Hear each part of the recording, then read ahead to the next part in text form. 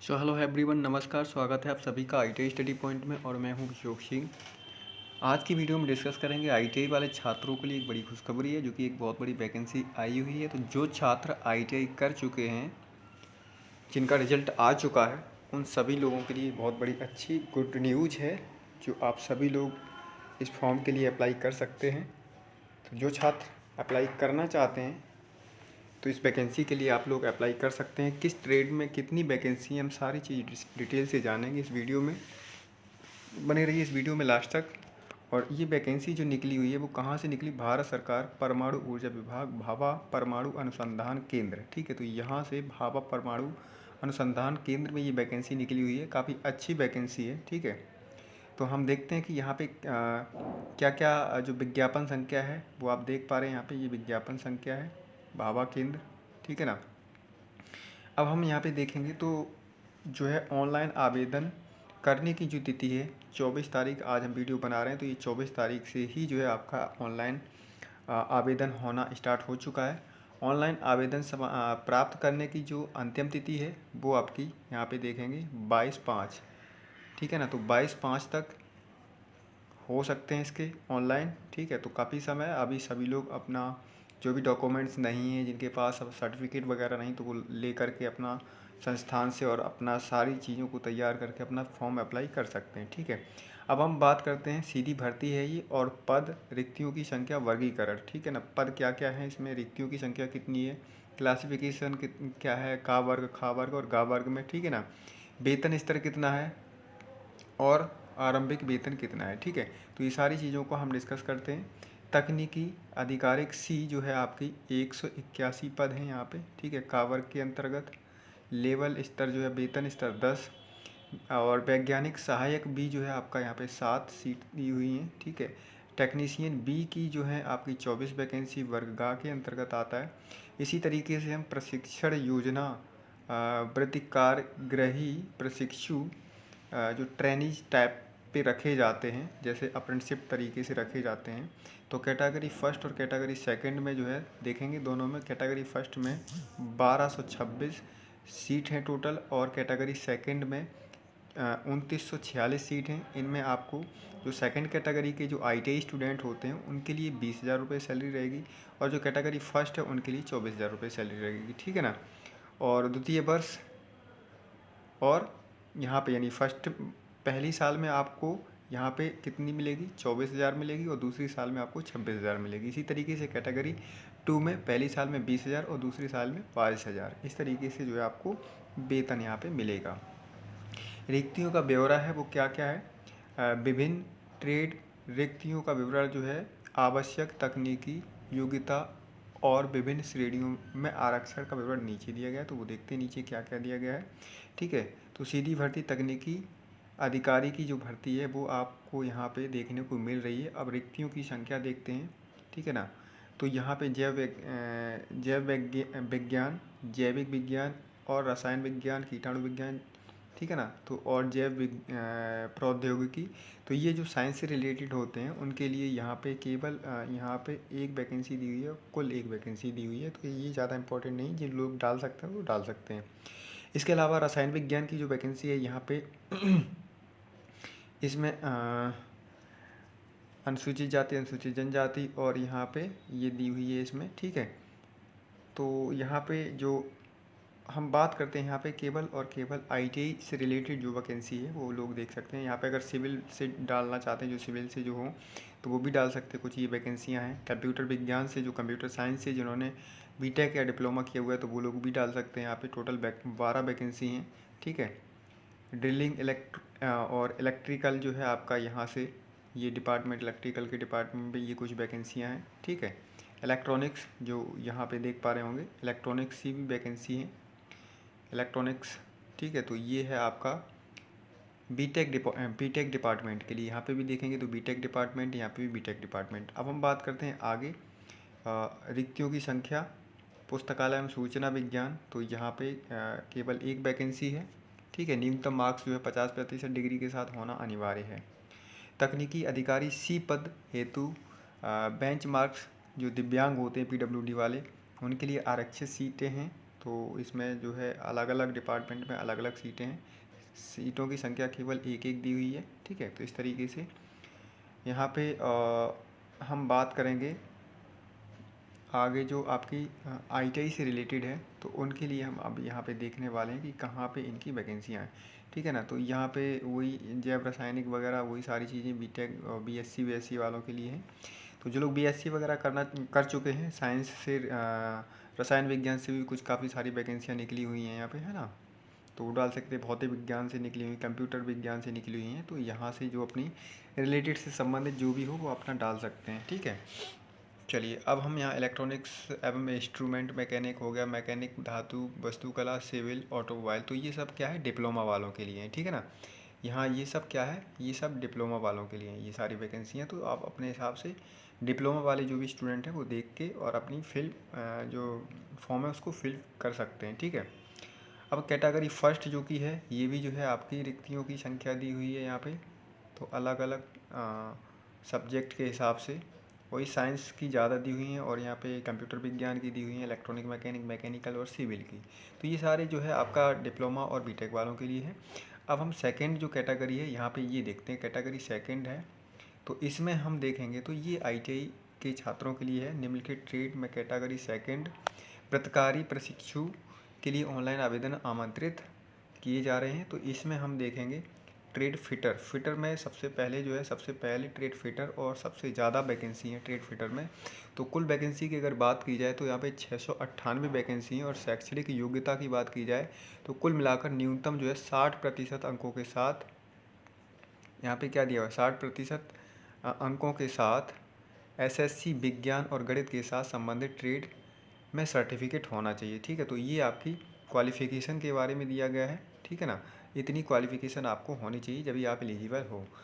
Fitter में अगर हम बात करें तो अनुसूचित जाति के लिए यहाँ पे 56 है, अनुसूचित जाति है जो SC के लिए 56 है, ST के लिए 36 वैकेंसी हैं, और यहाँ पे जो है आपका ये 52, और जो कुछ ये आई थिंक जो है इसको जनरल और OBC की बात की गई है, ठीक है ना। तो इस तरीके से यहाँ पे दिया हुआ है। तो सबसे ज़्यादा यहाँ पे आपकी यहाँ अनारक्षित जो होती हैं श्रेणी जो जनरल कैटेगरी में आती हैं वो 342 हैं, ठीक है।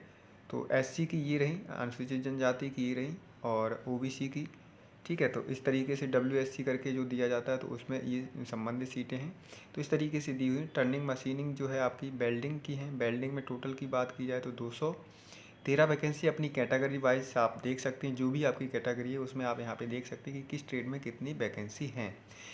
और मैकेनिकल मशीन टूल मेंटेनेंस में 18 वैकेंसी हैं। इलेक्ट्रीशियन में अगर बात की जाए तो यहाँ पे 399 वैकेंसी हैं। अनुसूचित जाति के लिए 27, अनुसूचित जाति के लिए आपकी 22 हैं। बाकी की ट्रेडों कैटेगरीज़ के लिए आप अपनी कैटेगरी के हिसाब से यहाँ पे देख पा रहे होंगे, ठीक है। इसी तरीके से इलेक्ट्रॉनिक्स मैकेनिक की बात करें तो इलेक्ट्रॉनिक्स मैकेनिक में केवल और केवल 14 वैकेंसी हैं। जो छात्र अप्लाई करना चाहते हैं काफ़ी अच्छा मौका है, कर सकते हैं। और टोटल वैकेंसी की बात करें तो 226 वैकेंसी है यहाँ पे, और उनमें भी यही दिया है कि वही 60% के साथ आप जो है ITI और SSC विज्ञान, है ना, साइंस और विज्ञान और गणित के साथ आपका होना चाहिए, ठीक है ना।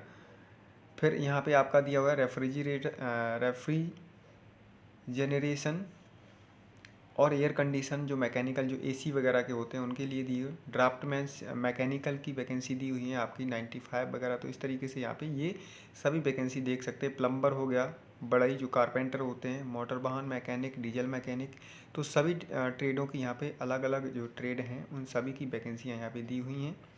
तो आप अपनी ट्रेड से संबंधित यहाँ पे जो भी वैकेंसी है उसमें आप अपना अप्लाई कर सकते हैं। समय अच्छा, आप लोग जो है अच्छी से तैयारी कर सकते हैं हमारे साथ जुड़ कर के।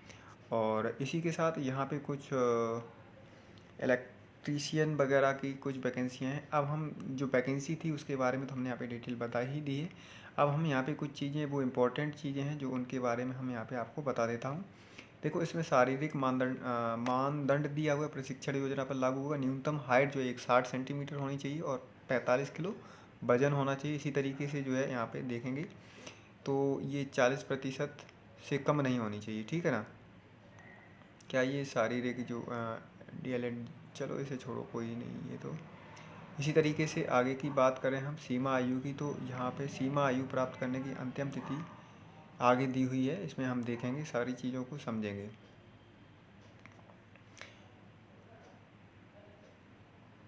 और जो डेट ऑफ बर्थ है आपकी 23/5/1988 से और 2005 के बाद की नहीं होनी चाहिए, ठीक है। तो ये वाले लोग अप्लाई कर पाएंगे यहाँ पे, किसमें, तकनीकी में और वैज्ञानिक में, ठीक है। इस तरीके से जो डेट आयु दी हुई है, तो इस हिसाब से आप अपनी, अब यहाँ पे रिलैक्सेशन दिया हुआ है, छूट दी हुई है। अन्य पिछड़ा वर्ग के लिए 3 वर्ष की छूट दी हुई है। अनुसूचित जाति, अनुसूचित जनजाति के लिए 5 वर्ष की। PWD अनारक्षित वाले जो हैं उनके लिए 10 वर्ष की दी हुई है। PWD जो है आपके उनके लिए यहाँ पे आप देखेंगे 13 वर्ष और 15 वर्ष, ठीक है। जो आपके जिस कैटेगरी में आते हैं, तो उस हिसाब से आपकी जो है छूट, यहाँ रिलैक्सेशन मिल जाएगा एज में, ठीक है ना। तो ये कुछ वैकेंसी हैं जो आप लोग अपनी अप्लाई कर सकते हैं। अब यहाँ पे मेन चीज़ हम बात करते हैं, यहाँ पे जो आपकी फर्स्ट कैटेगरी है, इसमें किस तरीके से, इसके लिए 1 घंटे की अवधि की कंप्यूटर आधारित छँटाई परीक्षा अखिल भारतीय स्तर पर आयोजित की जाएगी, जिसमें 40 बहुविकल्पीय प्रश्न होंगे और 4 विकल्प होंगे।